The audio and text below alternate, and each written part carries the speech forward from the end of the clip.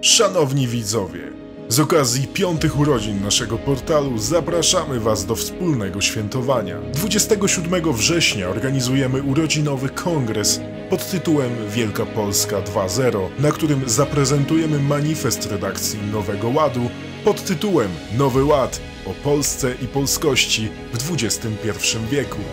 Przygotowaliśmy również 3 panele dyskusyjne powiązane z naszym manifestem. Wspólne świętowanie zakończymy wieczornym bankietem. Szczegóły w formularzu, do którego link znajdziesz w opisie tego filmu. Do zobaczenia! Witam serdecznie, Rafał Buca, Nowy Ład. Dziś o kryzysie, a w zasadzie o katastrofie demograficznej, a moim i Państwa gościem jest Michał Szymański. Witam, Michale. Witam serdecznie. Tak, z Michałem się prywatnie znamy, więc tutaj nie będziemy się zwracać na pan, tylko będziemy rozmawiali dość swobodnie. Mam nadzieję, że Państwu nie będzie to przeszkadzać. A tymczasem będziemy rozmawiać o temacie bardzo, bardzo istotnym, mianowicie o kryzysie demograficznym, który jest w zasadzie, myślę, że nie przesadzę, jeśli powiem, że cicho zakładał Polski. Nikt nie ma dzisiaj chyba co do tego wątpliwości. Polska jest jednym z krajów z najniższym wskaźnikiem dzietności i mam takie dane GUS-owskie, które warto przytoczyć, żeby w ogóle podkreślić skalę problemu, jeśli ktoś sobie jeszcze z niej nie zdaje sprawy. Do 2060 stracimy prawie 7 milionów obywateli, to 6 milionów z hakiem, a mediana wieku przekroczy 50 lat. Natomiast na każde 100 osób pracujących przypadać będzie ponad 105 osób w wieku nieprodukcyjnym, głównie emerytów. To jest po prostu zapowiedź śmierci naszego narodu. Myślę, że to nie są absolutnie słowa na wyrost. I są proponowane różne w związku z tym rozwiązania. Są proponowane różne rozwiązania na Zachodzie, są proponowane również w Polsce, są to różne wsparcia socjalne, też ściąganie imigrantów jest często przekładane jako taka alternatywa. Bardzo często mówi się, że to wszystko musi być w jakimś stopniu hybrydowe, ale mój dzisiejszy gość zaproponował coś, czego raczej w debacie się nie słyszy, a mianowicie coś, co zostało nazwane demografią walczącą i o tym dzisiaj byśmy chcieli porozmawiać. Michale, powiedz nam, czym takim jest właściwie ta demografia walcząca? Czy ma jakiś związek z demokracją walczącą? Czy to jest taka gra słów? Powiedz nam na wstępie w taki w miarę skondensowany sposób, co to właściwie jest. Po pierwsze bardzo serdecznie dziękuję za to, że możemy się dzisiaj spotkać. Ja też dodałbym jedną bardzo istotną rzecz, ponieważ o niej też myślę warto myśleć w kontekście właśnie tego społeczeństwa starzejącego się i w kontekście emerytur, że w ogóle ta śmierć, o której mówimy, narodu czy społeczeństwa, jak to woli, wszystko jedno, byłaby w ogóle, prawdopodobnie będzie śmiercią bardzo bolesną, tak? Ponieważ zdaję sobie sprawę, że dla wielu osób, które być może mają bardziej takie indywidualistyczne podejście do życia i które nie myślą po prostu w takich kategoriach wspólnotowych, to być może ich myślenie o bezpieczeństwie demograficznym narodu niespecjalnie interesuje, ale powinny tego typu osoby uświadomić sobie jedną istotną rzecz, mianowicie, że takie osoby prędzej czy później, ale również będą w wieku emerytalnym, a prognozowana wysokość emerytur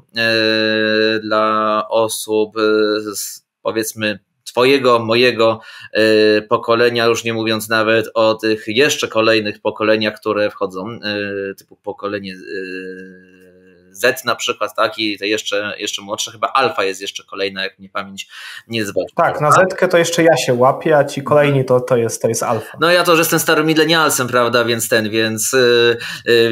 prawda, tutaj ja to już taki dinozaur niemalże, można by powiedzieć. No ale dobrze, żarty żartami.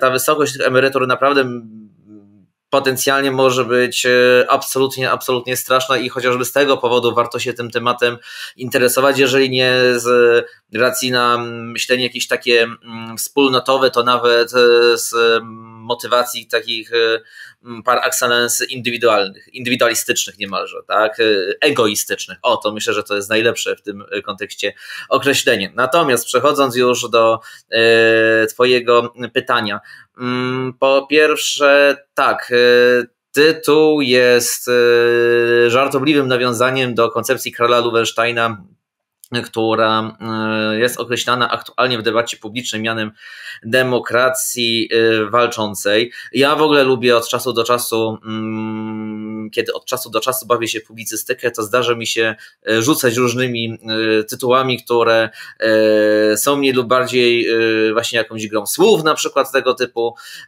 typu zabiegami publicystycznymi. Czasem to dobrze wychodzi, czasem trochę gorzej, ale akurat wydaje mi się, że to akurat mi się całkiem udało, ponieważ wydaje mi się, że jakoś to się rozeszło po internecie i parę osób nawet z takiego naszego świadka publicystycznego, z tej bardziej konserwatywnej strony barykady, coś usłyszało, więc uważam to za jakiś tam swój drobny sukces. Natomiast tak, ja będąc prawnikiem z wykształcenia pomyślałem sobie, że ja nie znam się na kwestiach demografii niestety, to od razu muszę powiedzieć o tym z ogromnym bólem. Teraz będę musiał prawdopodobnie się troszkę dokształcić, ponieważ wydaje mi się, że od czasu do czasu zapewne będę starał się coś na temat demografii jeszcze napisać albo coś powiedzieć i chciałbym, żeby to miało jakąś merytoryczną treść, więc samodzielnie będę musiał się trochę dokształcić teraz w tym obszarze. Natomiast pomyślałem, że warto zastanowić się nad takim prostym rozwiązaniem, mianowicie nad wykorzystaniem tego, jak to prawnicy mówią, ultima ratio, czyli tegoż takiego ostatecznego środka, jakim jest prawo karne, tak? Ponieważ prawo karne w demokratycznym państwie prawnym nie powinno służyć do tego, żeby skazywać wszystkich za absolutnie wszystko, tak? Tylko raczej chcielibyśmy, żeby to społeczeństwo demokratyczne, w którym istniejemy, w którym żyjemy, Polska jest państwem demokratycznym, więc zakładamy, że raczej ludzie nie powinni być skazywanymi masowo na kary pozbawienia wolności i nie powinni setkami tysięcy odbywać kary więzienia. Natomiast są takie okoliczności, które sprawiają, że warto sięgnąć do tego właśnie mechanizmu prawnokarnego, tak? I kiedy myślałem o tym, to skojarzyło mi się to właśnie z Militant Demokracji czy Streitbare Demokracji Karla Loewensteina, ponieważ Karl Loewenstein, jak już teraz wiele osób wie, z racji na fakt, że to pojęcie zrobiło furorę. Nawet pamiętam, że my się kiedyś o nie troszkę pospieraliśmy na Twitterze, tak nawiasem mówiąc, czy teraz już na X-ie. Mianowicie Karl Loewenstein, kiedy pisał swoje 2 artykuły poświęcone tej koncepcji, to zastanawiał się, czy demokracja, która wówczas w latach 30. XX wieku przeżywała oczywisty kryzys i w wielu państwach europejskich upadała, a on jako szczery demokrata zastanawiał się, co zrobić, żeby demokrację z kolei uratować, to odpowiedzią na ten kryzys miało być właśnie sięgnięcie po różnego rodzaju środki represyjne, tak? Po delegalizowanie niedemokratycznych partii politycznych, po skazywanie działaczy takich organizacji antydemokratycznych dążących właśnie do wprowadzenia jakiegoś systemu totalitarnego na karę pozbawienia wolności i tak dalej, i tak dalej, i tak dalej. I pomyślałem sobie, że faktycznie w filozofii prawa, w prawie konstytucyjnym, w prawie karnym była w przeszłości taka refleksja, która zresztą do dzisiaj oczywiście też istnieje, tak? Ale że w przeszłości pojawiła się taka myśl, że być może na pewne kryzysy należy między innymi odpowiadać właśnie prawem karnym. Ponieważ, żeby była jasność, ja nie uważam, że moja propozycja, ażeby karać za różnego rodzaju treści o takim antynatalistycznym czy antydziecięcym, antyrodzinnym wydźwięku, ponieważ to myślę, że jest bardzo dużym problemem między innymi, że to kształtuje negatywne podejście sporej części na przykład młodych ludzi do dzieci. Ja nie twierdzę, że to od razu załatwi nam cały problem demograficzny i że nagle tutaj wszystkie wskaźniki wystrzelą, bo oczywiście nie twierdzę, że jest to jedyny mechanizm, który należy wdrożyć. Absolutnie nie. Natomiast wydaje mi się, że sytuacją absolutnie kuriozalną jest, jeżeli po pierwsze, mając tak duży kryzys demograficzny, godzimy się na to, że w naszej infosferze te treści funkcjonują, to po pierwsze, a po drugie, że nie próbujemy nic z tym zrobić, tak? To znaczy ja nawet użyłem takiego argumentu w tym artykule prawo kontra antynatalizm, pora na demografię walczącą, bodajże tak dokładnie ten tytuł brzmiał, że ja się co prawda nie znam, tak? Ale że być może jest tak, że jeżeli mamy pacjenta na stole operacyjnym, który i tak nam już umiera w zasadzie, tak? To że może już róbmy cokolwiek, bo gorzej nie będzie, tak? A może się tylko polepszyć, tak? Więc róbmy co możemy i być może jedną z metod, które warto wdrożyć, jest między innymi właśnie wdrożenie takiego rozwiązania. Ja się, Michale, wtrącę. Mianowicie, jeśli dobrze rozumiem, możesz mnie poprawić, jeśli się mylę. Chodzi głównie o to, że jednym z takich działań hybrydowych, no bo już sobie przyznaliśmy, że to musi być w jakimś stopniu hybrydowe. Też mamy inne rozmowy na Nowym Ładzie, gdzie analizujemy te zagadnienia bardziej takie psychologiczne, społeczne, ekonomiczne, ale jednym z takich działań, które mogłyby wpłynąć pozytywnie na demografię w Polsce, byłoby w jakimś stopniu penalizowanie antynatalizmu po prostu. Bo wiadomo, kultura masowa kształtuje świadomość, media kształtują ją, więc należałoby w jakimś stopniu wpłynąć na to, by, no nie wiem, mamy masę tych wszystkich portali liberalnych, które narzucają taką antynatalistyczną propagandę, by doprowadzić do tego, by na przykład musiały one płacić wysokie kary za to, jeśli propagują coś takiego i używają jakiegoś słownictwa, które byłyby określone jako ta właśnie antynatalistyczna mowa nienawiści, bo też posługujesz się tym określeniem mowy nienawiści. No i jeśli dochodzi do takiej sytuacji, że w jakiś sposób nachalny promuje się tę właśnie antynatalistyczną mowę nienawiści, no to wówczas można wyciągać konsekwencje od takiego portalu, w rezultacie zniechęcając go do stosowania właśnie tej propagandy antynatalistycznej. Dobrze rozumiem? Właśnie przede wszystkim o to chodzi, tak? Tak. Po pierwsze, bardzo fajnie, że wspominasz, że na Nowym Ładzie jest bardzo wiele artykułów, które na z najróżniejszych punktów widzenia starają się interpretować ten problem, analizować kryzys demograficzny, który przeżywamy, ponieważ myślę, że w ogóle zgodzimy się z taką moją obserwacją, że mamy takie dwie szkoły myślenia, konserwatywno-liberalną oraz lewicową na temat kryzysu demograficznego.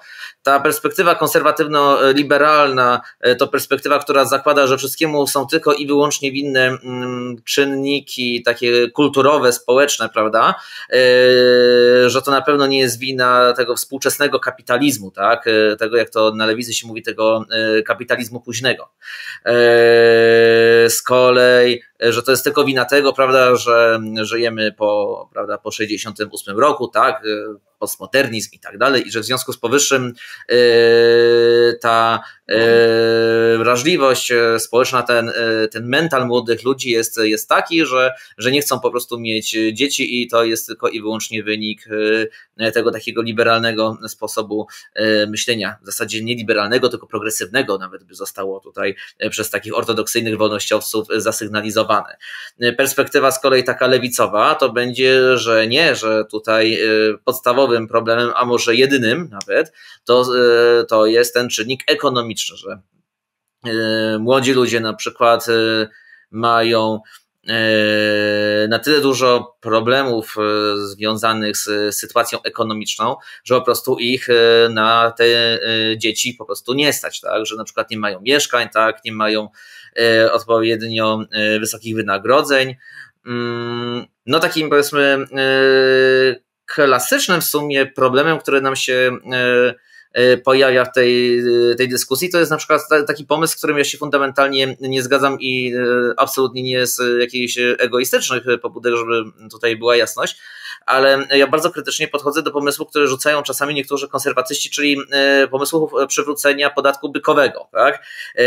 Ponieważ wydaje mi się, że właśnie dokładanie wielu młodym ludziom, którzy faktycznie mają ciężką sytuację ekonomiczną, jeszcze ewentualnie jakiegoś dodatkowego podatku, choćby choćby niewielkiego, ale wydaje mi się, że dla wielu jakichś młodych chłopaków, którzy i tak mają ciężko i tak nie stać ich na to, żeby, nie wiem, założyć rodzinę, to dokładanie im jeszcze dodatkowych obciążeń no chyba nie jest tym, czego potrzebują, że jest raczej dokładnie odwrotnie, że potrzebują raczej stworzenia takich warunków przez państwo, żeby ta ich sytuacja materialna była lepsza. Ale zmierzam do tego, że bardzo fajnie, że na Nowym Ładzie pojawiają się te różne perspektywy, które finalnie dają nam pełen obraz, że po prostu tych czynników jest bardzo dużo, tak? Że to jest problem, który nie jest problemem zero-jedynkowym i że można go tak łatwo wrzucić do jakiegoś jednego schematu myślowego, tak? I to jest bardzo, bardzo cenne. Taką moją bezpośrednią inspiracją... Michale, właśnie przepraszam, że znowu wtrącę. Tak? Chciałbym Cię w ogóle zapytać w kontekście tego, że właśnie jest to tak wieloaspektowe, jak już powiedzieliśmy sobie, mamy tu i dyskusję na temat czynników ekonomicznych i tego, w jaki sposób ekonomicznie wywierać, nie chcę powiedzieć wywierać presję, stwarzać korzystne warunki do tego, by dzieci mogły się rodzić, w jaki sposób tworzyć też kulturowe pewne otoczenie, by to było możliwe. I wobec tego bardziej jest skierowany Twój tekst, bo ma tworzyć tę taką pozytywną infosferę. Oraz wtrącę, przepraszam, że cały czas zerkam w prawo, ale mam małego kota, który mi atakuje lampkę, więc jeśli światło mi zgaśnie, to wiedzą Państwo dlaczego. Ale kontynuując, chciałbym Cię, Michał, zapytać, no bo Ty proponujesz właśnie, by zniwelować tę taką narrację i w efekcie tego zniwelowania tej narracji antynatalistycznej doprowadzić do wzrostu raczej tych pozytywnych emocji wobec rodzicielstwa, przynajmniej usunąć te wiele tych negatywnych emocji, które teraz wokół rodzicielstwa się znajdują. Jak w praktyce należałoby to zrobić? W sensie, bo rozumiem jakby kierunek, nie? Wektor, w którym chciałbyś zmierzać, ale w jaki sposób, na przykład za co można by konkretnie karać? Czy penalizować jakieś konkretne słowa? Czy uderzałoby to tylko właśnie w, nie wiem, portale duże informacyjne, czy też w ludzi? Jak Twoim zdaniem miałoby to tak bardziej w sposób praktyczny przebiegać? Już tłumaczę.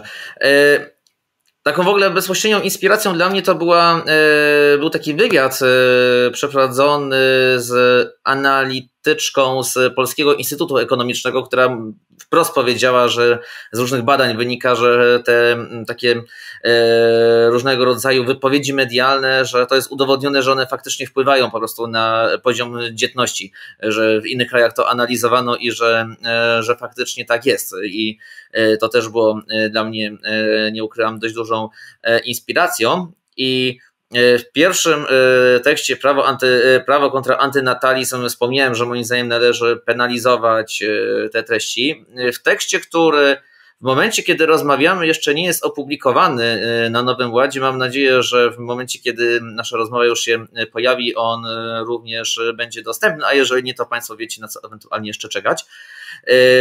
Ja faktycznie te kwestie już trochę dopracowywuję, to znaczy wskazuję, że po pierwsze rzeczywiście można byłoby wprowadzić do kodeksu karnego nowy typ czynu zabronionego, tak, czyli mówiąc tak potocznie, nowy rodzaj przestępstwa, który polegałby właśnie na wygłaszaniu treści zniechęcających właśnie czy to do rodzicielstwa, tak, czy do dzieci w szczególności, przedstawiające je w jakimś negatywnym świetle, tak, znieważające je, ponieważ pamiętajmy, że prawo w ogóle, a zwłaszcza prawo karne, nie musi być oczywiście jakieś super kazuistyczne, tak? To znaczy, jeżeli mamy na przykład przepisy dotyczące tak zwanej mowy nienawiści, które obowiązują, czy nam się one podobają, oczywiście, czy też nie, i czy służą faktycznie zwalczaniu jakiejś faktycznie tutaj nienawiści i wypowiedzi, które być może są zbyt daleko idące nawet z perspektywy naszej, nazwijmy ją narodowo-konserwatywnej, czy to są raczej przepisy, które mają służyć tutaj liberałom i lewicy do tego, że były pewną pałką na środowiska konserwatywne. Myślę, że każdy z Państwa ma swoją tutaj odpowiedź na to, czemu te przepisy w gruncie rzeczy służą. Natomiast tak czy owak one są i one są i w tym momencie jest to pewien fakt obiektywny, że one po prostu istnieją w kodeksie karnym, prawda? Mowa tutaj w szczególności oczywiście o artykule 256 i 257 kodeksu karnego. I w artykule 257 mamy wspomniane, że jest penalizowane publiczne znieważanie grup, na przykład narodowościowych, religijnych, etnicznych i tak dalej, prawda? I nie trzeba wskazywać, jakimi na przykład słowami tutaj należałoby znieważyć kogoś, ponieważ też oczywiście sąd ewentualnie później będzie interpretował, czy dane sformułowania są już znieważające, czy też nie. I teraz pytanie, czy w takim przepisie na przykład należałoby wspominać, że penalizujemy za sformułowania typu na przykład, nie wiem, kaszojady, dajmy na to. No myślę, że nie. Natomiast samo sformułowanie przepisu w taki sposób na przykład, że penalizujemy publiczne znieważanie na przykład osób nieletnich z racji na ich wiek, jest moim zdaniem na przykład czymś jak najbardziej wykonalnym. Natomiast chciałem wskazać na jedną rzecz, która jest rzeczą fundamentalną, ponieważ oczywiście to, że jakiś na przykład internauta napisze jakiś złośliwy komentarz, który jest już znieważający, który zniechęca do posiadania dzieci, tak? Ponieważ też czemu by nie stworzyć przepisu, który, skoro publiczne propagowanie ustrojów totalitarnych na przykład jest penalizowane, to dlaczego nie publiczne propagowanie antynatalizmu jako ideologii polegającej na właśnie nieposiadaniu dzieci, tak? Ale myślę, że przede wszystkim problemem nie jest to, że pojedynczy szary człowiek wygłosi takie stanowisko, czy je napisze w komentarzu na platformie społecznościowej, tylko podstawowym problemem oczywiście są te duże portale, duże media, tak, gdzie widzimy, że jest absolutny zalew treści zniechęcających do posiadania dzieci, do w ogóle instytucji rodziny w ogóle jako takiej. I tutaj uważam, że należałoby sięgnąć do nieco innych mechanizmów, czyli nie do takiego klasycznego prawa karnego, które państwu, jeżeli jesteście nieprawnikami, to państwo zapewne prawo kojarzy się przede wszystkim z sądem, tak, który orzeka, że dana osoba zostanie skazana na przykład na grzywnę czy na karę pozbawienia wolności, tak? Natomiast mamy oczywiście też inne mechanizmy. Mamy na przykład, i znamy to na przykład w akcie prawnym, którego nazwę każdy zna, czyli RODO na przykład, dajmy na to. Mamy taki mechanizm, który określamy mianem administracyjnych kar pieniężnych. W przypadku RODO to jest artykuł 83, ale też w innych regulacjach unijnych, na przykład w AI Akcie, czy z tego co pamiętam również na przykład w DSA, czyli w Digital Services Act, mamy przepisy, które zakładają, że organy, na przykład w przypadku RODO i ochrony danych osobowych, w Polsce takim organem będzie prezes Urzędu Ochrony Danych Osobowych, mogą na podstawie decyzji nałożyć karę finansową i to są kary absolutnie gigantyczne, tak? To znaczy przywoływany przeze mnie RODO zakłada, że za łamanie tych przepisów dotyczących ochrony danych osobowych można nałożyć karę do 20 milionów euro albo do, jeżeli mnie pamięć nie zwodzi, w przypadku podmiotów gospodarczych do bodajże 4% światowego obrotu w roku ubiegłym. Tak? Chodzi oczywiście o to, że gdybyśmy mieli jakąś międzynarodową korporację, dla której zapłacenie nawet 20 milionów euro nie byłoby jeszcze dostatecznie dużą karą, to że możemy jeszcze wyliczyć jej po prostu ze światowego obrotu jeszcze wyższą karę być może, tak? I skracając, miałoby być to przede wszystkim wycelowane w te wielkie koncerny medialne, które regularnie zajmują się tym, że obrzydzają rodzicielstwo. Dokładnie tak. I tutaj nawet ciekawym pytaniem jest to, czy te środki powinny trafiać nie tyle po prostu do na przykład budżetu państwa, co być może na jakiś specjalny fundusz, na przykład dajmy na to jest myśl, która chyba też zasługuje na jakieś oddzielne ewentualnie opisanie, że na przykład tak jak w przypadku słynnego Funduszu Sprawiedliwości, dajmy na to, tak, zostawiając na boku wszelkiego rodzaju kontrowersje, które wokół niego krążą, tak, ale założenie było mniej więcej takie, że że sądy mogą nakazywać wpłatę do Funduszu Sprawiedliwości, tak, po to, żeby w wyniku jakiegoś zła, które zostało wyrządzone, w przyszłości nastąpiło jakieś dobra, tak, w postaci na przykład pomocy dla osób pokrzywdzonych przestępstwem, tak, czy celem realizowania pomocy postpenitencjarnej, czyli z kolei pomocy dla osób, które z kolei opuszczają zakłady karne i które chciałyby z powrotem wrócić tutaj do pełnego funkcjonowania w społeczeństwie, tak.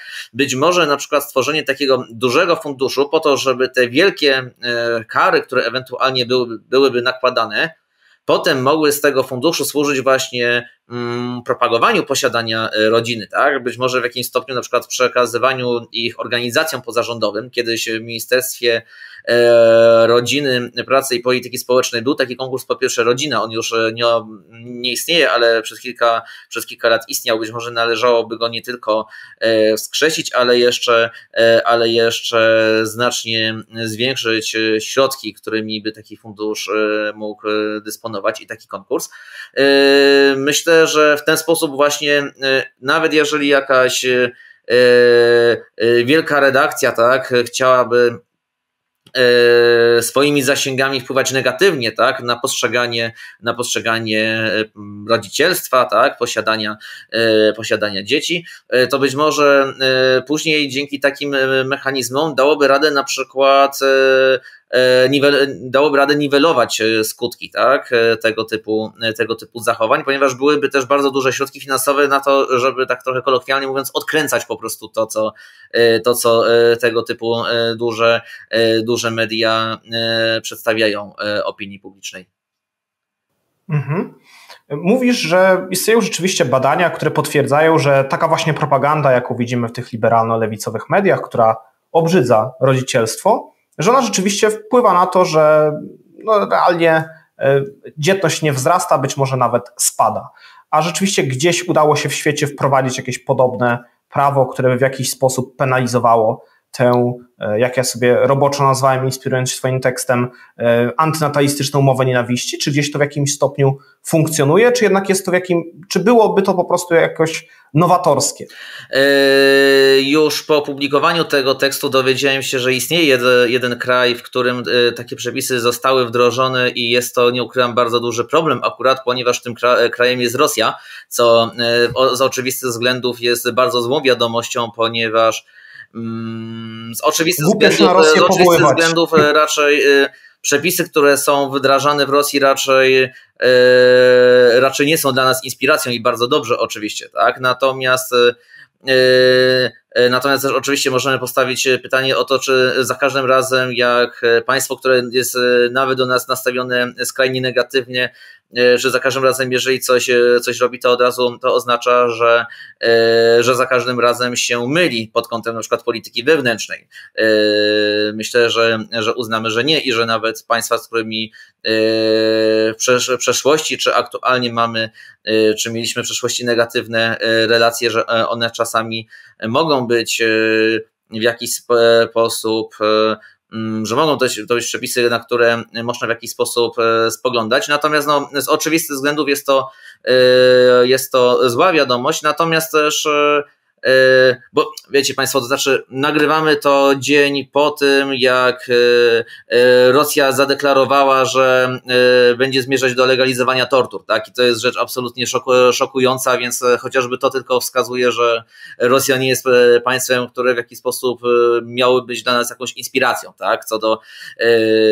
Co do zasady i z oczywistych względów. Myślę, że to jest dla naszych widzów jasne, że nawet zepsuty zegar 2 razy w ciągu doby dobrą godzinę wskazuje. Tak, natomiast za to podkreślam, ponieważ ja wiem, że niektórzy konserwatyści cały czas mają wizję Rosji jako państwa, które w jakiś sposób miałoby być tutaj ostoją tradycyjnych wartości. Absolutnie tak nie jest. Natomiast w Rosji właśnie ze względu na różnego rodzaju zepsucie obyczajowe wynikające z tego dziedzictwa postsowieckiego, tak, tam właśnie między innymi uznano, że sytuacja demograficzna jest tak tragiczna, że trzeba sięgnąć po tego typu rozwiązania. Natomiast tak jak mówię, mnie osobiście absolutnie to nie cieszy, że Rosja takie przepisy wdrożyła. Po pierwsze dlatego, ponieważ Rosji życzę jak najgorzej i życzę jej maksymalnie dużych problemów demograficznych, a po drugie dlatego, ponieważ z tej naszej perspektywy już polskiej uważam, że to w jaki sposób przez środowiska liberalno-lewicowe mogłoby być faktycznie podnoszone,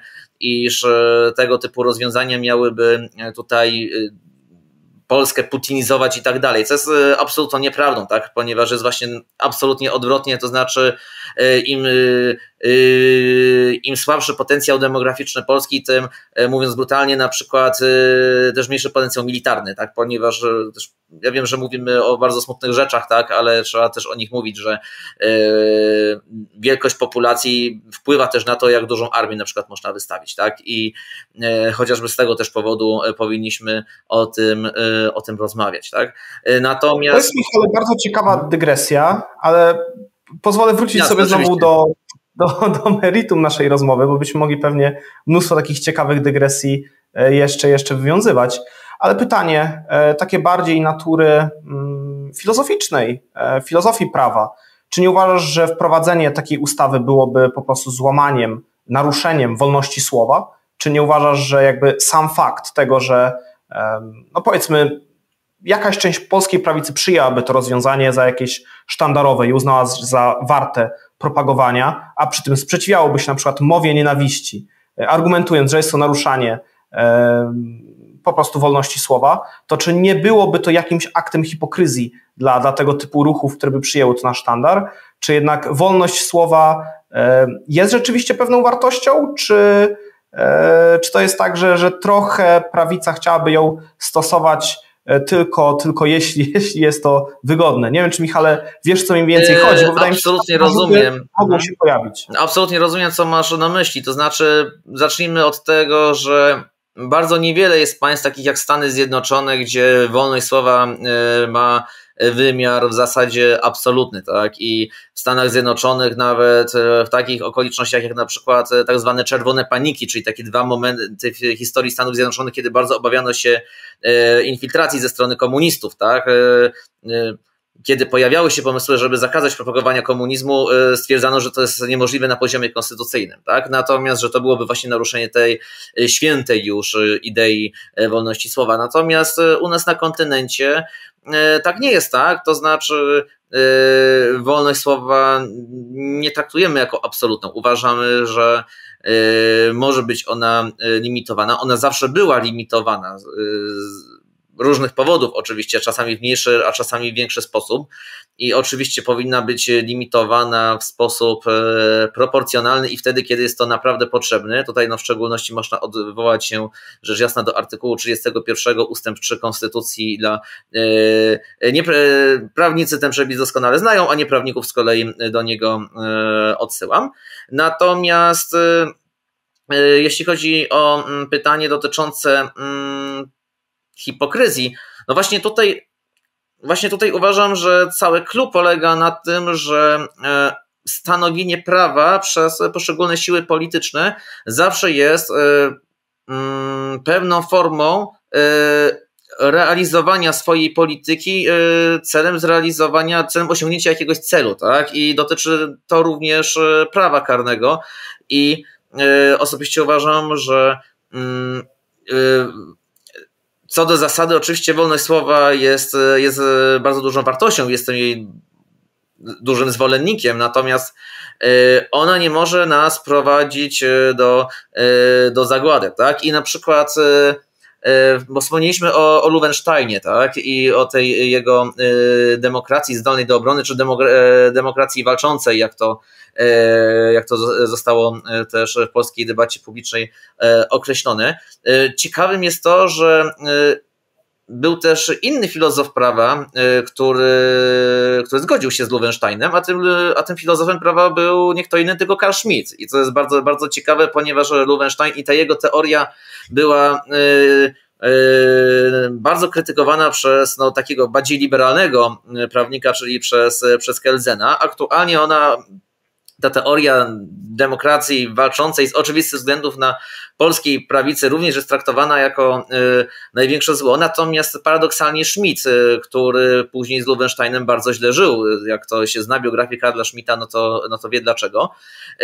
Schmitt, kiedy Loewenstein rzucił takim pomysłem, to się zgodził. To powiedział, że jest tak, że państwo, czy my byśmy tutaj może powiedzieli raczej wspólnota narodowa, ale tak czy owak, że jakaś instytucja ma prawo bronić siebie, tak?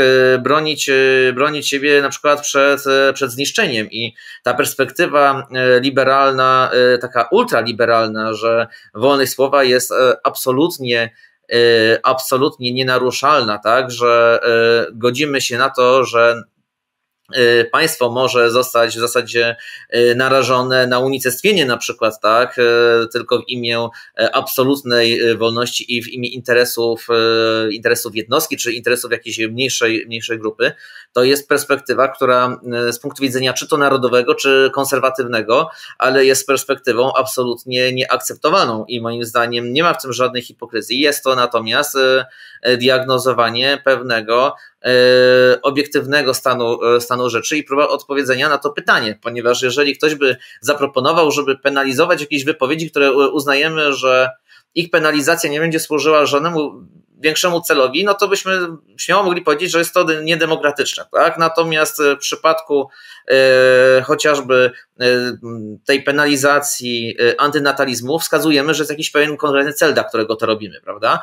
I to jest na przykład ta różnica z postulatami tych środowisk liberalno-lewicowych odnośnie penalizowania konkretnych teraz już wypowiedzi, że one chcą przekroczyć ten paradygmat demokratyczny dotyczący wolności słowa, ale już tylko i wyłącznie po to, żeby ograniczyć pluralizm polityczny, który jest immanentną cechą demokracji, tak? I z tego powodu możemy to krytykować. Natomiast tutaj nie chodzi o to, żeby całkowicie zabronić pewnym środowiskom politycznym udziału w życiu publicznym, natomiast chodzi o to, żeby ograniczyć pewnego rodzaju patologię, mniej więcej tak samo jak na przykład możemy oczekiwać tego, że państwo wreszcie zlikwiduje, że państwo wreszcie spenalizuje na przykład patostreamy. Był taki pomysł i był projekt ustawy przygotowany. Ostatecznie to nie weszło niestety w życie.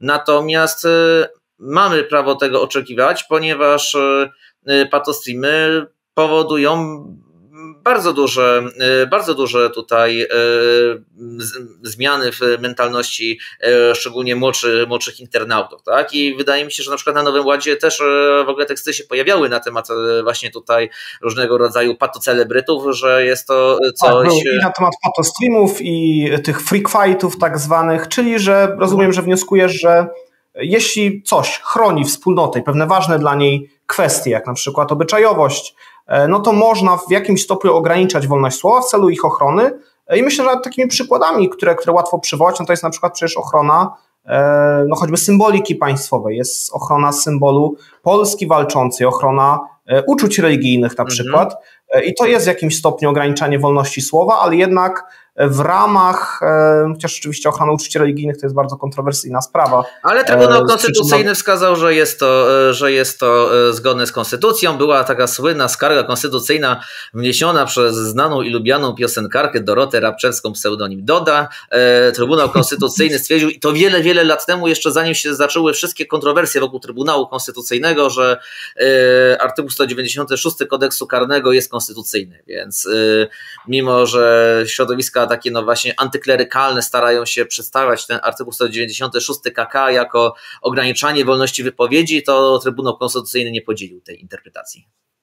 Przepraszam, że tak trąciłem, ale to akurat jest bardzo, bardzo ciekawa rzecz, bo ten przepis rzeczywiście jest bardzo, bardzo krytykowany przez niektórych, a warto pamiętać, że Trybunał stwierdził, że jest on dopuszczalny i w bardzo wielu krajach europejskich podobne przepisy obowiązują. To też warto o tym pamiętać. Ja myślę, że to jest bardzo ważne, by tę kwestię poruszać, ponieważ no, to są zawsze pewne te wątpliwości, kiedy w ogóle rozmawiamy na ten temat. Niemniej temat, myślę, demografii walczącej będzie jeszcze o Nowym Ładzie wracał, zwłaszcza, że też swój cykl taki prawny zamierzasz kontynuować w następnych tekstach. Może chciałbyś jeszcze tylko na sam koniec, bo już powoli będziemy zbliżać się do tego końca, powiedzieć nam, wokół czego twój następny tekst chciałby się ogniskować. Myślę, że wspomniana przeze mnie kwestia finansowania pochodzącego z tych administracyjnych kar pieniężnych, które ewentualnie miałyby być nakładane, jest czymś faktycznie ciekawym, ponieważ tutaj pewnych możliwości ustawodawca miałby całkiem sporo, więc zaproponowanie takich działań byłoby faktycznie czymś interesującym, więc nie obiecuję, drodzy Państwo, w tym momencie, natomiast jest to coś, nad czym być może się spróbuję pochylić, spróbuję też poszukać może jakichś rozwiązań z innych państw europejskich, czy może ze Stanów Zjednoczonych, to akurat ciężko byłoby, ale może z jakichś państw azjatyckich trzeba będzie zobaczyć, bo przecież państwa azjatyckie również mogą być dla nas inspiracją, tak?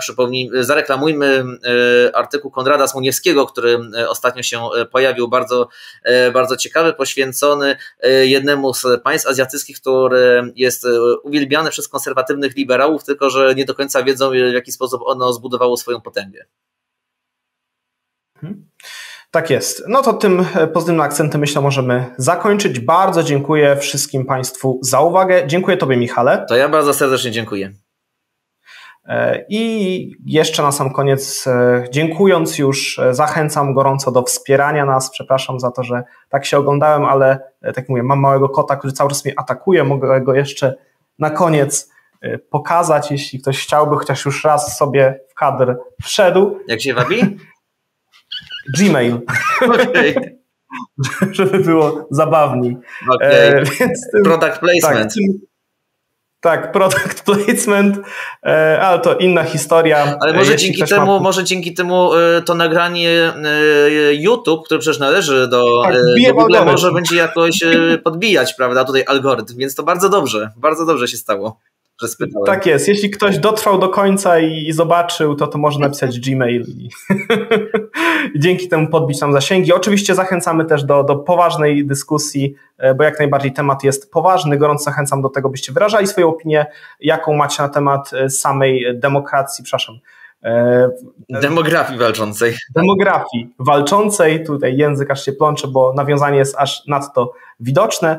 Jeśli uważacie Państwo, że takie rozwiązania są dobre, to zachęcam do dzielenia się swoimi spostrzeżeniami, albo jeśli uważacie, że jest to gdzieś tam krok za daleko i może należałoby inaczej niektóre sprawy poprowadzić, to również bardzo gorąco zachęcamy do tego, by z nami polemizować. No i co? Widzimy się w komentarzach i słyszymy się w następnych nagraniach. Ja bym jeszcze zachęcił różnego rodzaju ekonomistów, finansistów, osoby, które właśnie mają tę perspektywę właśnie ekonomiczną. Uważam, że to byłoby też ciekawe, jeżeli ktoś lubi pisać i jeżeli ktoś chciałby przedstawić, czy jego zdaniem to państwo powinno bardziej wpływać na walkę z kryzysem demograficznym poprzez, budowę mieszkań na przykład, poprzez, kolejne świadczenia socjalne i tak dalej, czy też może zupełnie odwrotnie, czyli poprzez taką libertariańską politykę, która zakłada, że jak obniżymy podatki, to że wtedy po prostu ludzie będą bogaci i dzięki temu będą mieli dzieci. Myślę, że na przykład tego typu teksty byłyby bardzo ciekawe, prawda? Więc tak, jesteśmy zresztą otwarci na polemiki, bo już wiele polemik do różnych tekstów z różnych perspektyw się ukazywały na naszym portalu, więc jak najbardziej. Ja też zachęcam do wsparcia w ogóle oraz do pisania komentarzy i raz jeszcze Ci bardzo serdecznie dziękuję i dziękuję Państwu. Dziękuję bardzo, do usłyszenia.